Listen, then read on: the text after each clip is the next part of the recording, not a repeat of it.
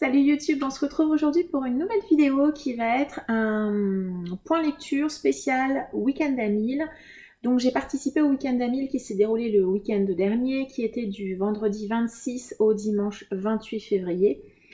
Week-end à 1000 qui pour moi, comme les 2 années précédentes, a été un week-end de 100% graphique. Donc j'ai fait le choix de regrouper ces titres dans une seule vidéo. Voilà, pour une question de praticité personnelle, on va dire, voilà.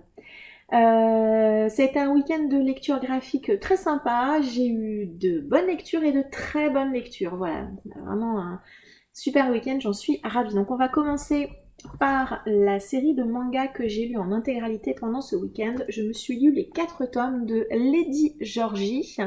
Donc c'est de Man Izawa à l'histoire et Yumiko Igarashi au dessin. C'est publié chez Black Box. Moi j'ai cette très très jolie édition en hardback avec un petit marque-page à chaque fois. Donc le tome 1, le tome 2, on va le mettre par terre, le tome 3 avec un dos, je trouve, un quatrième, pardon, très très joli, et le tome 4 qui est superbe avec également. Voilà, l'objet livre, il est absolument magnifique. Donc c'est un hardback voilà, complet, voilà, avec vraiment de très très jolies illustrations. À l'intérieur, on a les pages comme ça qui ont également des illustrations qui sont différentes pour chaque tome. On a quelques pages couleurs dans les tomes également, alors pas beaucoup. Je sais même pas si dans ce tome 1, si je crois que les premières elles sont en couleur, il me semble. Voilà, donc des pages couleurs vraiment très très jolies. Alors d'abord une petite mention spéciale, donc voilà, l'objet sublime chez Black Box. C'est une série qui date des années 80, elle a été publiée pour la première fois en 82. Si le style graphique, notamment au niveau des yeux et du personnage féminin, vous dit quelque chose, c'est normal. Donc la dessinatrice Yumiko Igarashi, c'est également celle qui a dessiné le manga Candy. Voilà, donc c'est pour ça que ça vous dit quelque chose avec ses grands yeux noirs. Donc voilà, donc la série date des années 80. Donc au niveau du dessin, on est sur quelque chose, j'allais dire, shoujo un petit peu ancien. Donc faut aimer ce style de dessin. Donc on a parfois peu de fond, voilà, mais c'était également l'époque qui voulait ça. Et puis on a également, alors moi j'aime beaucoup le dessin, je le trouve vraiment très détaillé par moments comme ici. Voilà, et puis on a, alors je sais pas si je vais en trouver là, je me rends compte que j'aurais dû peut-être marquer la page. On a par moments de superbes doubles pages ou juste une seule page de dessin sublime, quoi. Vraiment, vraiment très très très joli, très très réussi. On a également des pages presque voilà, 100 cases, comme ici. On a des cases déstructurées, on a des choses comme ça, voilà, pour évoquer la violence de quelque chose.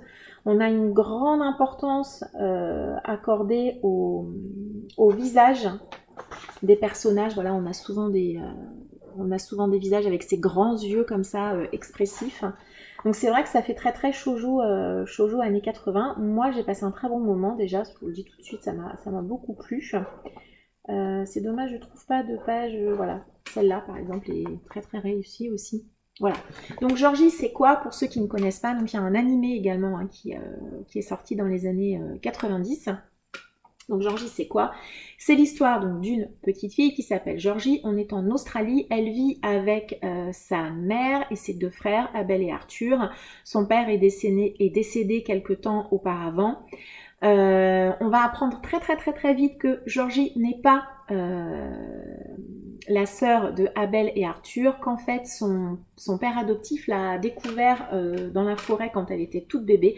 Il a pris la décision de l'adopter et de l'élever comme si elle était sa fille. Elle est la seule à ignorer cette histoire, tout le reste de la famille, ses frères sont au courant. Et au fur et à mesure des années où Georgie a grandi, ses 2 frères ont ressenti pour Georgie des sentiments qui sont très très loin d'être fraternels. Ils sont clairement amoureux d'elle. Donc Georgie grandit. Et au début de l'histoire, elle va faire la rencontre d'un jeune homme d'origine anglaise qui est venu ici puisque son père est le dirigeant de la colonie de Sydney, si je me rappelle bien. Et elle va tomber amoureuse de ce jeune homme, la vérité va éclater au grand jour, et puis elle va découvrir que peut-être son histoire est liée à des personnes qui se trouvent en Angleterre. Elle décide de prendre le bateau et elle part en Angleterre. Voilà, donc ça c'est le début de l'histoire de Georgie. bien évidemment, il y a tout un tas d'événements autour de ça. Donc on est vraiment très très centré autour d'abord de l'histoire d'amour. Et puis, dans la deuxième partie du manga, les tomes plutôt 3 et 4, on va plutôt être sur l'histoire familiale qui tourne autour de Georgie, le passé.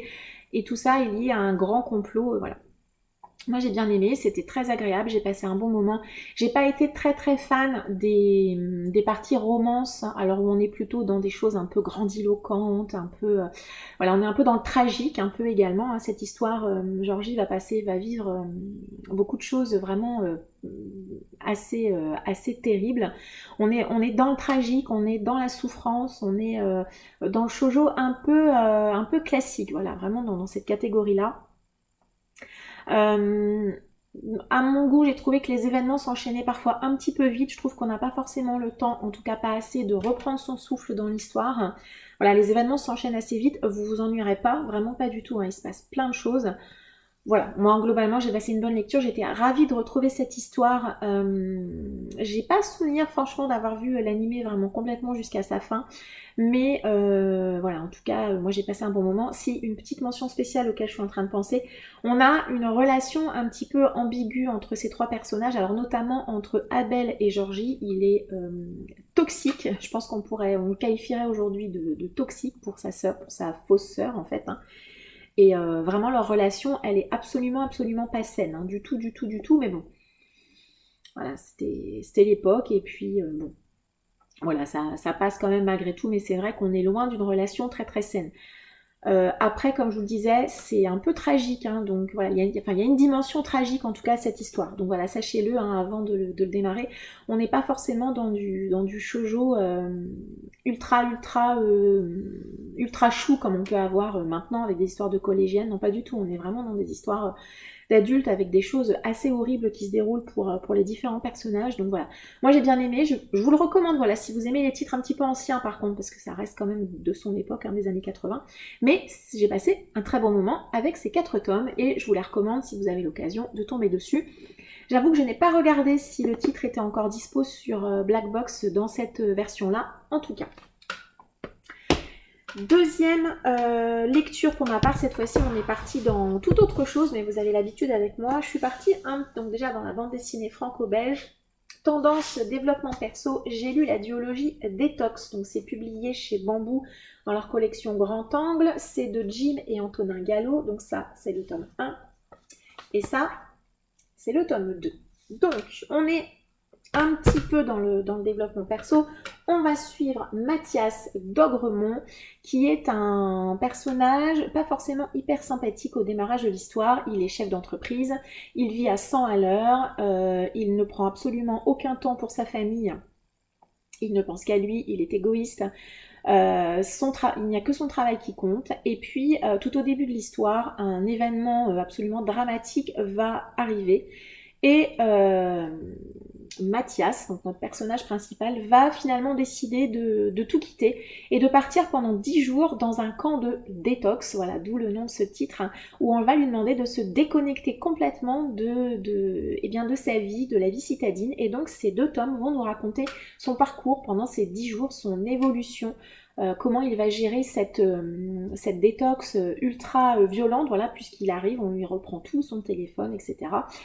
Et quand on est habitué à vivre à 100 à l'heure et à être ultra connecté en permanence, à prendre des décisions, et bien c'est un petit peu compliqué. Alors, j'ai vu que sur Livre Addict, les avis sur cette duologie n'étaient pas hyper positifs. Moi j'ai beaucoup aimé, voilà, j'ai passé un très bon moment. J'ai aimé suivre ce personnage qui, comme je le disais, n'est pas forcément hyper sympathique au début, hein, on n'a pas forcément envie de partir avec lui. Surtout notamment son rapport aux femmes, hein, que j'ai trouvé assez infect, clairement. Voilà. Mais finalement, on se laisse porter par lui parce qu'il a des petits moments drôles, des choses un petit peu fun, c'est tourné un peu à la dérision. Il a envie d'être là, mais en même temps, il n'a pas envie d'être là. Il se rend compte qu'il a besoin de faire un point, quelque part, voilà, sur sa vie à ce moment-là. L'événement dramatique qui a lieu au début du premier tome lui a fait prendre conscience de ça, de l'importance de la vie. Alors ça paraît cliché quand on le dit maintenant, mais dans la bande dessinée, je trouve que c'est bien fait. C'est doux, les couleurs, on est dans du sépia, dans des choses comme ça, où effectivement, Voilà, je trouve que les couleurs se prêtent vraiment, vraiment bien. Voilà, je vais vous montrer cette double page-là. Voilà, les couleurs se prêtent bien. On a par moments aussi des planches qui nous demandent, nous aussi, lecteurs, hein, de nous poser, de nous arrêter par moments sur certains événements. Les auteurs nous font également poser quelques questions. Voilà, nous, en tant que lecteurs, qu'est-ce qu'on ferait si on était dans sa situation? Voilà.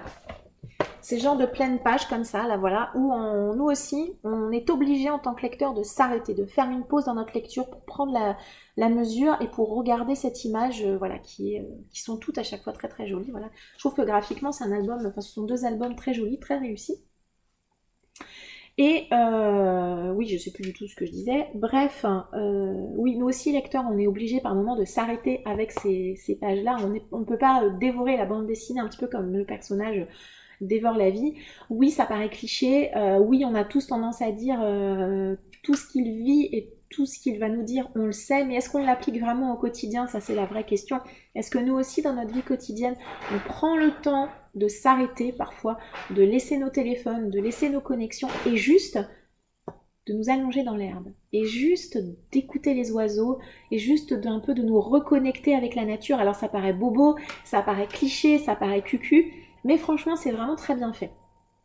Et dans le deuxième tome, moi ce que j'ai bien aimé aussi, c'est que, alors déjà j'ai trouvé ça super réaliste parce qu'effectivement, hein, lui quand il arrive dans ce camp, on lui demande de tout abandonner, bah c'est pas facile, il galère, c'est pas hyper naturel, et il essaie de trouver des astuces pour aller récupérer ses affaires, etc. Des choses que finalement nous aussi, peut-être qu'on le ferait aussi, peut-être que nous aussi on serait en souffrance, son corps se révolte, donc on a les mots du corps qui s'expriment.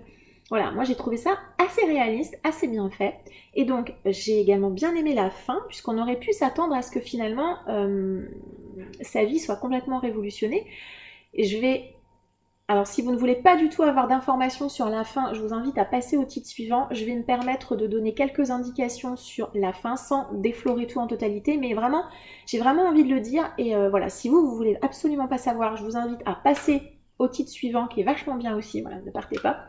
Donc, comme je disais, sur la fin de cette bande dessinée, on pourrait s'attendre, comme je disais, à ce que ça soit un hyper happy end, que sa vie soit complètement modifiée.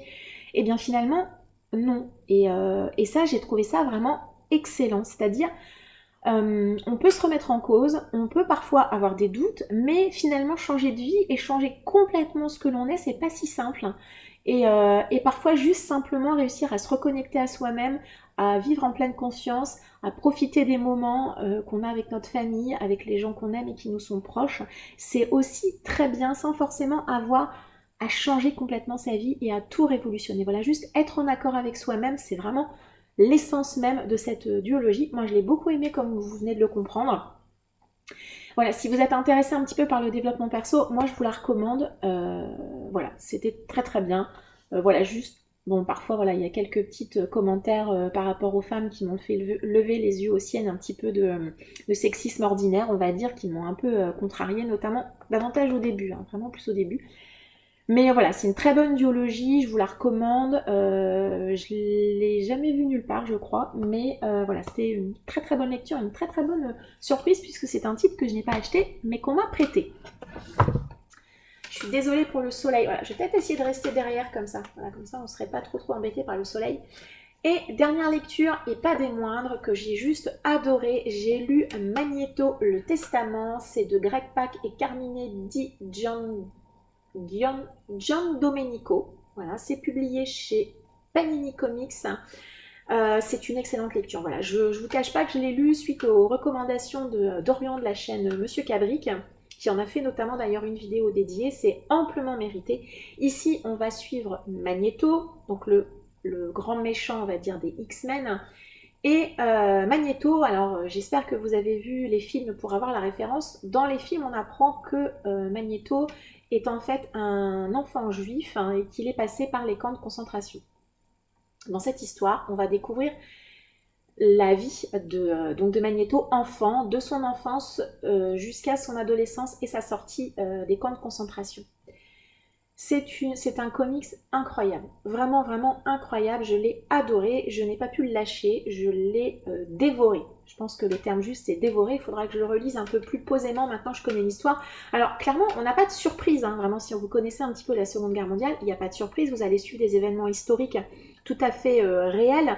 La nuit de cristal, l'enfermement dans les camps de Varsovie, Dachau, Auschwitz, voilà, tout ce qui vous est dit dans ce comics, c'est vrai, c'est la réalité. La seule chose, c'est qu'on a ce personnage de Magneto qui est à l'intérieur et qui va nous et qu'on va accompagner dans tous ces événements absolument horribles. On a la puissance d'évocation des dessins. Alors, on a notamment...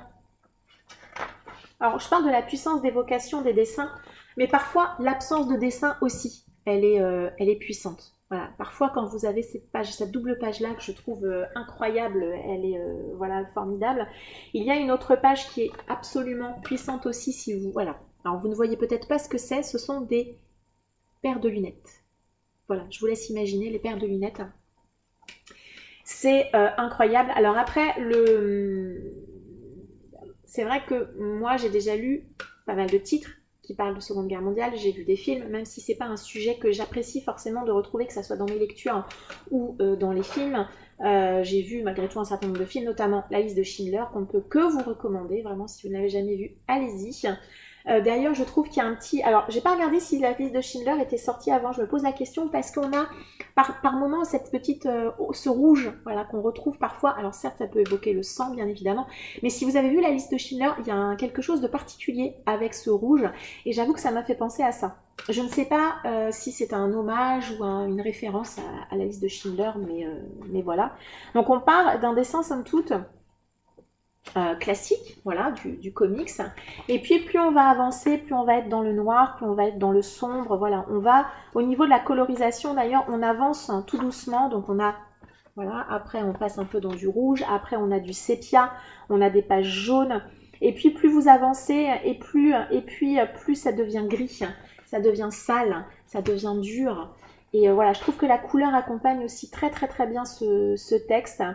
Le diable se cache dans les détails aussi parfois. Vous avez des petites choses qui sont évoquées. Vous avez le trafic de dents en or par exemple qui sont évoquées, voilà, pour que les juifs puissent réussir à négocier d'autres choses dans les camps. Enfin, plein de choses qui apparaissent dans ce titre. C'est un titre qui mérite d'être lu plusieurs fois. Il y a vraiment beaucoup de choses, on y retrouve plein de choses. Monsieur Cabric a dit que c'était un titre qu'on devrait avoir dans toutes les médiathèques à faire lire à tous les adolescents, tous les CDI, et bien je suis bien d'accord. C'est un titre pour nos ados, parfois l'image, en tout cas dans notre société actuelle, l'image elle est hyper importante. Dans ce comics, il y a beaucoup d'images tellement impactantes qui vont vous bouleverser. Quand bien même il y a des choses, moi comme je disais que j'ai lu, je sais qu'elles ont existé, mais des images que j'ai trouvées incroyables, vraiment incroyables, quand il rase la tête des gens qui arrivent, quand les gens partent dans les...